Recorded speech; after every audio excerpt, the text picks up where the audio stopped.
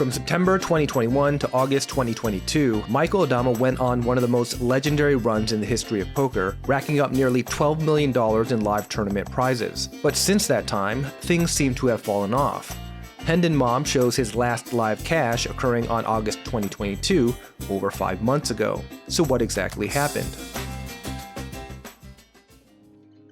Well, during the tail end of Michael's historic run, I posted a video where I proposed that the key to combating Addamo's dominating style was to play right back at him. This was based on the assumption that he may have been over-aggressing with high equity bluffs, and anecdotally at least, it did seem like towards the middle of last year, there was a trend of his opponents fighting fire with fire instead of relying on a more passive bluff-catching approach, which gave Addamo two potential ways to win. One, by fully realizing his equity, and two, by bluffing his opponent off his hand. Now, before I get hate mail in the comments, I don't actually believe that my video had anything to do with Addamo's recent results. In reality, Michael's dry spell is probably simply a case of variance catching up with him. But as a follow-up to that original video, today we're going to review an example of how this sort of counter-exploit can be effective against an aggressive opponent. In this case, Michael's dance partner is Daniel Negreanu, who's been going through his recent Super High Roller Bowl win on his YouTube channel, giving fans invaluable insights into the mind of one of the greatest players of all time. The setting for this hand is in the beginning stages of the tournament, 7-handed, with the players very deep stacked. The action folds to Addamo in the small blind, who raises it 4.5x with Jack-5 hearts, and Negreanu defends with Queen-8 off. So we're not sure if Addamo splits his opening sizes, but for purposes of this analysis, we're going to assume that this is the only sizing that he uses at this depth from the small blind. For comparison purposes, we also ran the same sim, but using a 3x sizing, as well as a sim providing for 3x and 4.5x options. Overall, the RFI strategies are similar among these sims, but not surprisingly,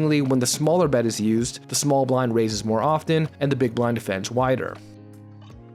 The flop comes 8-5 king all clubs, and Addamo continues with a tiny min bet, which Daniel then raises 8.5x, and after giving it some thought, Michael folds. So a lot of you are probably thinking right now, that's it? Why are you reviewing such an uneventful hand for a small pot? Well, sometimes in even seemingly innocuous hands, you can find nuggets of wisdom, and this is one of those scenarios. To explain further, let's dive into Daniel's decision to raise with middle pair, which at first glance seems rather unconventional. Surely this play wasn't GTO.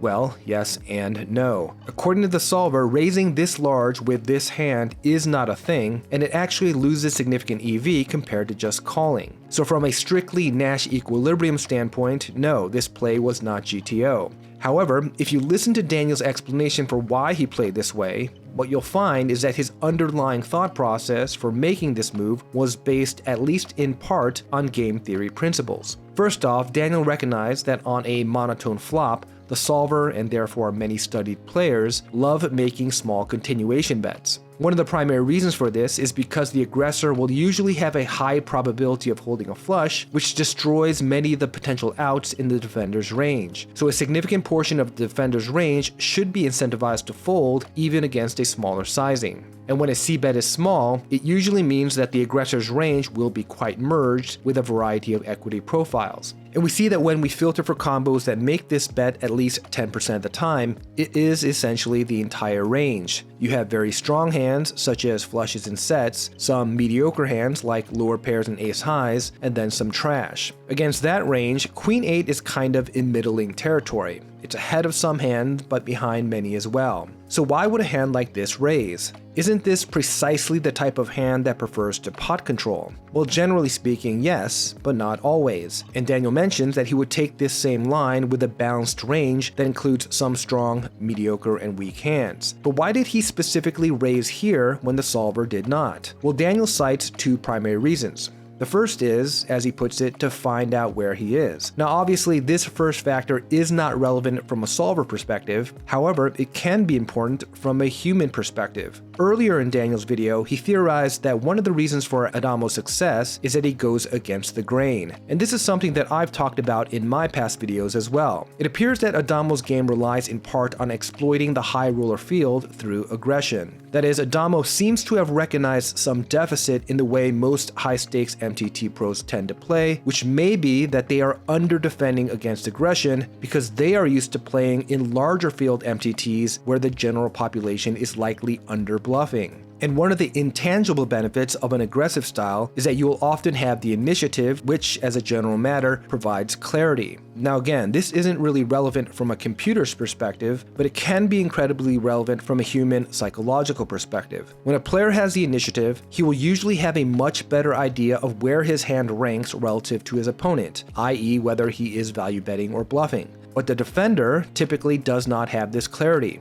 Unless the defender is trapping, he usually won't feel very confident about whether he is ahead or behind, and so unless he's defending at the exact right frequencies with the exact right combos, which of course no one can do, the human psychological reality of uncertainty can become very important because of its tendency to induce mistakes. Think about it, there's probably nothing more nerve-wracking in poker than buying into a 100k tournament and having Addamo triple barrel shoving 200 big blinds into you while you are holding a pair. The second reason Daniel gives for raising his hand is equity denial, which of course is very much a game theoretic principle. In this case, although Daniel recognized that his second pair is likely ahead of a good portion of Michael's merged range, blind versus blind in a single raise pot, much of the small blind's inferior range still has plenty of outs to move ahead. Now I'm sure some of you GTO bean counters are likely thinking to yourself that Daniel's specific hand is not the quote-unquote correct combo to play in this way. And from a purely Nash equilibrium perspective, you would be right. The solver does raise even to this sizing with some middling pairs, but mostly with lower rank that can benefit more from protection. So from a theory perspective,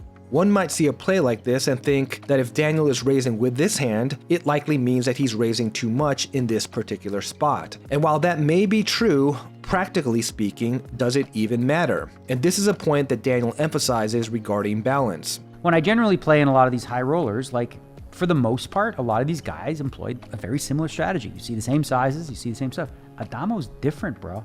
He follows his own set of rules, and I respected that and appreciated it. And again, it led me to a lot of epiphanies about how far from solved or perfect any human's ever going to play, right? So then you beg the question is like, how important is it to be actually balanced if nobody will be able to exploit you anyway, really? Or like if people don't know. So for example, you run into problems when people start to figure out what you're doing suboptimally or how you're veering. For example, the extreme one. Okay, Daniel never ever bluffs the river.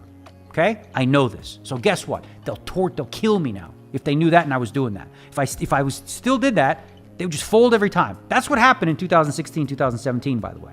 I showed my results. Maybe you can post them, whatever, over the last decade. And I had winning year over year. In 2017, I think I broke about even. I started to turn the corner. 2016, I think I lost 1.2. Why? How'd that happen? Partly, it's luck, but also everybody started fucking folding, right? They're like, Negreanu doesn't bluff. Oh shit, now I'm screwed, right? Because they figured out my exploit. Now, it required me to be more balanced, so I had to increase my bluffing. But the issue is, until people figure that out about you, it can work whichever way you go. If you bluff a lot and people don't catch you, keep it up until they do, right? So the idea of achieving balance would only be really relevant if you're planning on playing like a lot of hands in the same groups, but that's not how tournaments work. You rarely run into the same people. Obviously online, you do so more. Daniel's comments here remind me of a Twitch stream I came across the other day where someone was reviewing a hand that they played using PO Solver. I don't recall the exact scenario, but it was something like a 6-max hand on the river where Hero had some type of middling pair like pocket sevens and bluffed it off. According to the solver, this was a mistake, and instead the solver preferred to bluff lower pocket pairs. However, Hero justified his play by saying that he knew that his actual range did not contain these lower pocket pairs because he would have taken a different line with all of them on the turn, and therefore he needed to bluff his sevens to offset his value bets. But this logic didn't really make sense to me. If you've watched this channel for a while, you'd know that we don't just take the solver's outputs at face value. We always try to understand why it is doing what it's doing. And this isn't merely an academic exercise. Following what the solver is doing in a robotic manner is only maximally profitable if the assumptions that undergird its strategy align with the assumptions of your real-life scenario, which will often not be the case. So this raises the question, why does the solver balance? It balances because doing so disguises its strategies, making it impossible to exploit. In other words, the end goal isn't balance. The end goal is to avoid being exploited. So if your imbalanced strategy in real life is not being exploited by your opponent, there's really no reason to balance it for the sake of balancing. This is why I never fully understand when people use very limited sizings or node lock their sims on the basis that they want to know how to play their specific range correctly. The reality is that your range is only relevant insofar as your opponent's perception of your range. It doesn't matter what super special secret range you have in your head. The important question is, what does your opponent think your range looks like? Because that is what actually impacts how he is going to react, which ultimately determines your EV. And if your opponent thinks you have bluffs in a certain spot, even if you don't need to add in bluffs just for the sake of balance, especially if those bluffs are negative EV due to card removal. Now, as Daniel mentioned, there are certain scenarios where balance becomes more important. For example, if you're playing hundreds of thousands of hands heads up against the same opponent, the risk of being exploited is much higher because it could very well be the case that your opponent does know specifically what your range looks like in common spots through data analysis. For example, they may know how you play your lower pocket pairs or draws, or what type of combos you bet with certain sizings. But once you add other positions, other players, and different stack sizes into the mix, the risk of this sort of exploit goes down significantly, in some situations potentially to zero. Of course, you don't want to take things to the extreme where you are, for example, triple barreling off every single hand, because eventually even beginners will figure out what you're doing. Regardless of the environment, you will always need some balance to succeed in poker, but you only need just enough balance to disguise your strategies against your specific opponents. And the truth is, the risk of Daniel being exploited here because of how he played this specific hand in isolation is likely very minimal. So if balance isn't the goal, what is? Well, as we've said time and time again, it's EV maximization. Sometimes EV maximization aligns with the Nash equilibrium strategy,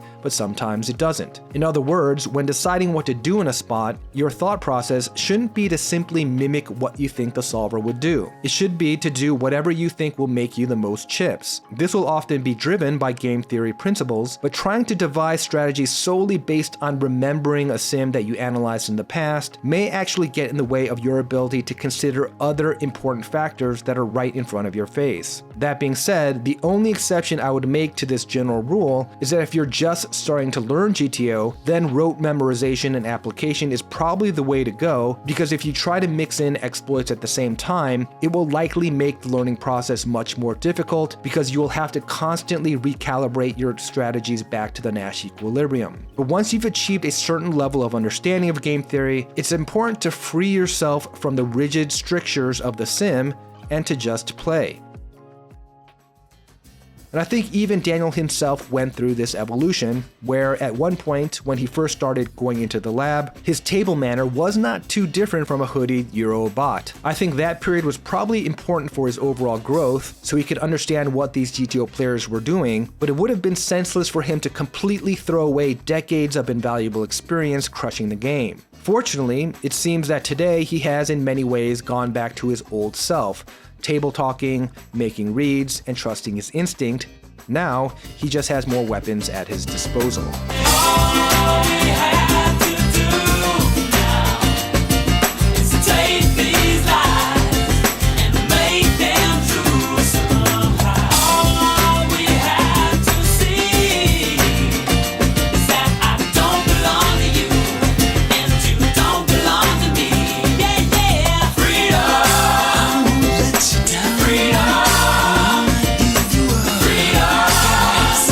You got to give what you say.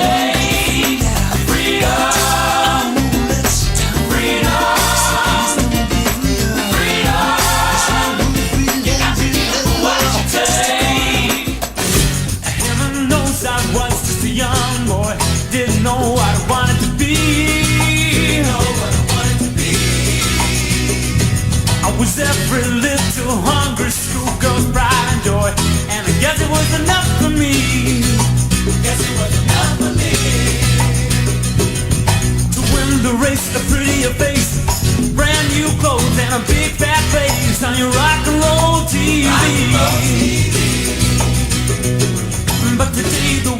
afraid the game has got to change, oh yeah. I think I'm gonna give me some happy